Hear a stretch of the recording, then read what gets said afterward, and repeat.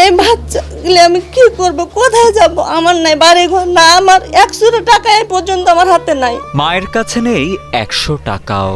তবুও মায়ের কোলে করে বাবার লাশ নিতে হাসপাতালের মর্গে যেতে হলো 5 দিনের নবজাতক শিশুটিকে। অবুঝ শিশুটি জানেও না কেন সে গিয়েছে সেখানে। গণপিটুনিতে প্রাণ হারিয়েছেন বাবা, তাই মা বিউটি বেগমের সাথে সেও এসেছে মর্গ থেকে বাবার লাশ বুঝে নিতে।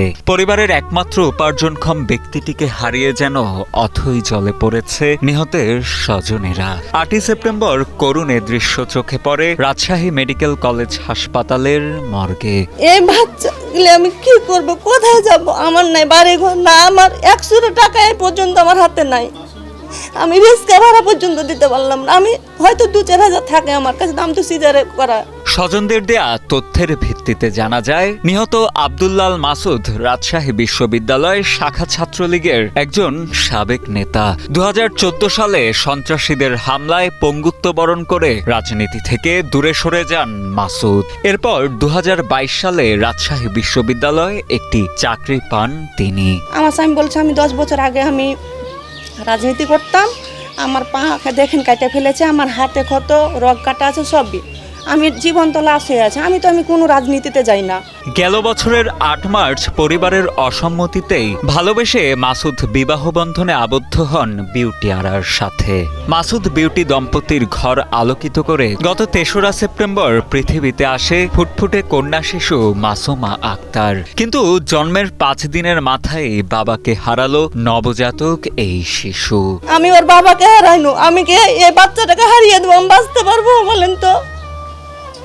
ওর বাবাকে হারিয়ে আমি এভাবে পালিয়ে বিয়ে করেছি, তাহলে কতটাই হলে এই পঙ্গু মানুষকে আমি বিয়ে করি, বুঝছেন? আর ওর বাবাকে হারিয়ে এই ধনকে যদি আমি হারিয়ে দিই, কোনো জায়গায় থিয়ে দিই, আমি বাঁচবো বলেন তো?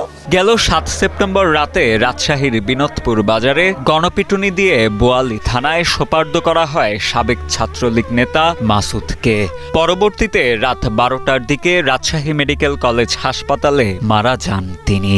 11টার সময় আমাকে একজন ফোন করছে যে ভাবি খালা কি আছে, মানে কাজের খালার কথা বলছে। সে বলছে আছে, দেন তো ভাবি ফোনটা।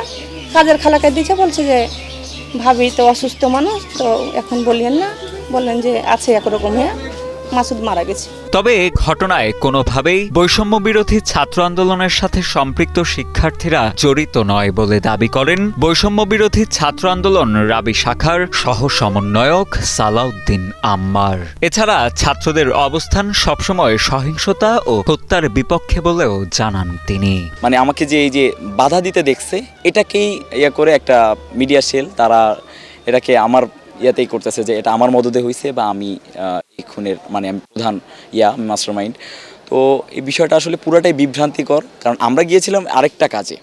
এটার সাথে এই আব্দুল্লাহ মাসুদ ভাই সম্ভবত এনার কোনো সম্পৃক্ততা নাই, বা বৈষম্য বিরোধী ছাত্র আন্দোলনেরও কোনো সম্পৃক্ততা নাই, সাধারণ শিক্ষার্থীদেরও কোনো সম্পৃক্ততা নাই। এইভাবে আপনারা সোশ্যাল মিডিয়াতে আসলে যদি বিভ্রান্তি ছড়ানো হয়, এটা আওয়ামী একটা মানে মিডিয়া সেল এটা কাজ করতেছে যে একজন সমন্বয়ককে তারা ক্যামেরাতে দেখেছে, তাকে বের করে আনতে, তাই বলে তারা এটা যাচাই বাছাই না করে এটা বিভ্রান্তি ছড়াচ্ছে। কারণ আমি কিন্তু তাকে বাঁচানোর জন্য, যেখানে সাধারণ শিক্ষার্থীরা বা ক্ষুব্ধ জনতা তাকে মেরে ফেলারও একটা ছিল, আমি তাকে বাঁচানোর জন্য যে আমি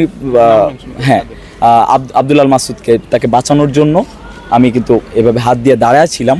তারা সেই ফুটেজটা দেখেই তারা আমাকে চিহ্নিত করছে খুনি হিসাবে। কিন্তু আমি সত্যি বলতে আসলে সে মারা যাওয়ার পরে ছাড়া আমি তার নামটাও জানতাম না, তার হিস্ট্রিও জানতাম না। তো তাদের কাছে আমার অনুরোধ থাকবে যে আপনারা দয়া করে কোনো দলীয় স্বার্থ হাসিলের জন্য এই গণ-অভ্যুত্থানকে, এই 24-এর গণ-অভ্যুত্থানকে আপনারা বিতর্কিত করার ব্যর্থ চেষ্টা করবেন না। আসলে বৈষম্য বিরোধী ছাত্র আন্দোলনের কোনো আন্দোলনকারী বা কোনো কেউই আমার মনে হয় না যে এটার সাথে জড়িত থাকবে, কারণ বৈষম্য বিরোধী ছাত্র আন্দোলনের যে সবথেকে বড় যেই বার্তা সেটা হচ্ছে আমরা সহিংসতার বিপক্ষে, ফ্যাসিজমের বিপক্ষে।